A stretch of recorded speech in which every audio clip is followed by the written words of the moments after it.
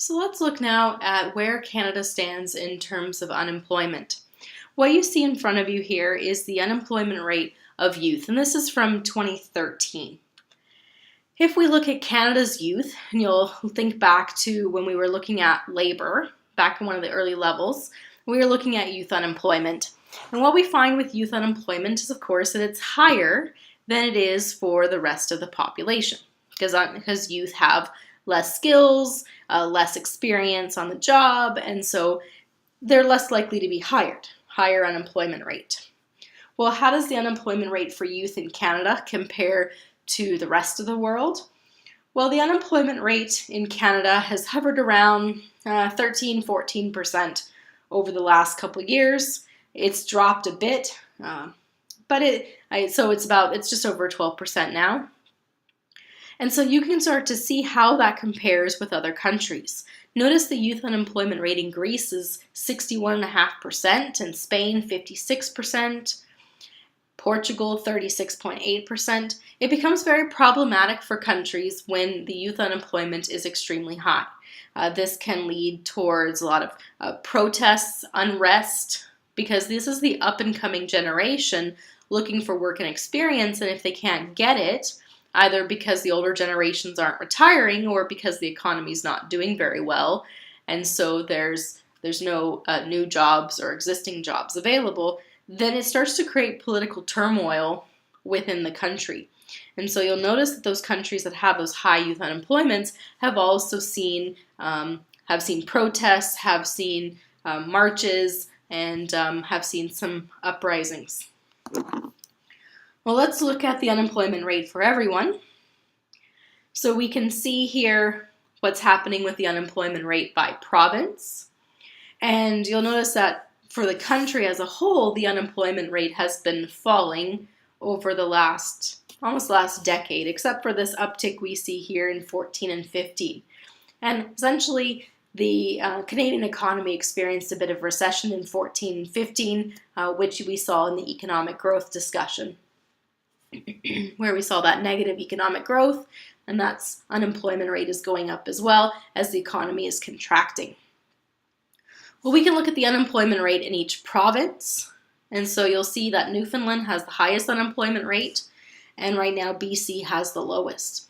One of the reasons that BC has the lowest unemployment rate is that of all the provinces, most provinces have been very specific. They've been very focused in what their industry is. So think, for example, Alberta. Alberta is mostly oil and oil support services. And when oil prices aren't very high, when there's not a lot of demand for oil, then the Alberta unemployment rate goes up quite a bit. When oil is doing great, the unemployment rate in Alberta falls. In BC, they have the most diverse in terms of their industries, and so they tend to weather the ups and downs much better. They're not always on the bottom here like we see now, but they tend to be in the bottom group because they are so diverse. Other provinces, because they're more specialized, will go from being highest unemployment down to the bottom and back again. We can actually get more information specifically about the provinces. So if we go back to the web here, the same place we got our table, we could click here on table 3 and it says labor force characteristics by province. If you do this, you can find the labor force participation rate, you can find the number of people employed full-time and part-time, and you can find the unemployment rate for each province. The other place you can find information specifically to a province is that in Alberta, we release what is called the monthly labor force statistics. And if you go get the labor force statistics public package, you get this PDF right here. And what this PDF shows you is it shows you what's happening with unemployment, and it goes even more specific, and we can look at the unemployment rate within Alberta by the different geographic areas. So notice right now, where is the unemployment rate highest? Well, we see high unemployment rates in Edmonton and Calgary, Drumheller, and then up in Fort McMurray. And the key thing is to look here at what's happening with the oil industry. because the oil industry will impact jobs in Fort McMurray, but it'll also impact jobs in Calgary. So since a lot of those oil production companies are headquartered there. So we can see for Red Deer, our unemployment rate is at 5.7%. This is actually really great because if we go back 3 years ago, Red Deer had one of the highest unemployment rates in the province. We were close to 10% unemployment, and that's because of all the oil support services. So when the oil industry was cutting back, the first thing they cut back is all the support. And so there was a much higher unemployment rate in Red Deer, and then you started to see the increase in unemployment in Calgary and Fort McMurray.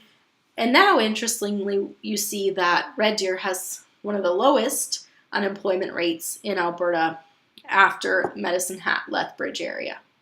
Medicine Hat and Lethbridge are primarily manufacturing, and so they're benefiting from a lower Canadian dollar, which is creating a lot of opportunities for exporting what they manufacture, and the unemployment rate is therefore only at 5.1%. All right, let's go back to our notes.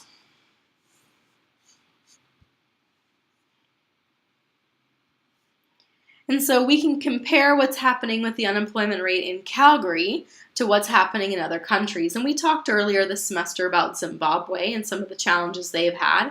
And you can see their unemployment rate is still really high. Other places that are experiencing political turmoil, Afghanistan, Libya, are going to have higher unemployment rates as well. So this is from last year, so Canada was sitting at 7.1%. Since then we've fallen. You'll notice that Canada's unemployment rate is higher than the United Kingdom and the US and Germany. Overall, countries in Europe, a lot of our trading partners are seeing really low unemployment, and that tells you the global economy as a whole is doing pretty well. Because we're making more goods and services, we're selling more goods and services, which means we're hiring more people. And so the unemployment rates have been falling. Now notice at the bottom of the list you see Cuba and Vanuatu. Well, we talked about Vanuatu when we talked about the different types of economies. Vanuatu always has a very low unemployment rate, right? Because in Vanuatu, well, what kind of economy was Vanuatu? They were a custom economy. Tradition determined who did what, who got what. So the idea here is that you did the jobs that your parents did, which means that everybody has a job and the unemployment rate is extremely low.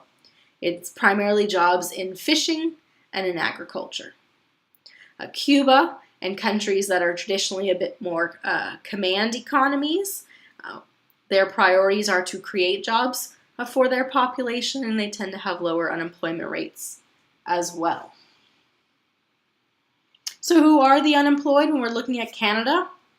You can see that 43% of the unemployed in Canada are men, 34% are women, and 23% fall under the age of 25. When we look at the unemployment rate for men, so I'm just going to fast forward a little bit here and we'll come back, is that since 2008-2009, the unemployment rate for men has been higher than it has for women. In fact, during the 2008 recession, it became known as the man session. Why? Because if we look at the US, 82% of the jobs lost in that 2008-2009 recession were men losing their jobs. So the recession predominantly hit male-dominated industries. The same thing was true for the recession that we saw in Canada. Most of the jobs lost were to industries dominated by men. And so the unemployment rate for men, you can see spiked here in 2008. The unemployment rate for men since then has fallen, but is still higher than women. And it really comes down to what type of industries men and women historically have gone into. All right, so let's go back to the two slides that we skipped. And let's look at labor force participation. So what we can see here is the labor force participation rate. And if you recall, we found the labor force participation rate for Canada, and I think it was 65.6%. Well, notice the labor force participation rate for men is higher than it is for women. So labor force participation, remember, is those of the working age people, those who either have a job or are looking for a job. So 70% of working age men, so over 15, have a job or are looking for a job. In comparison, the number is just over 60% for women. So why would it be lower for women than it is for men? Well, historically, women have been the stay-at-home moms, while the men have gone to work. And so this creates a higher participation rate for men than women.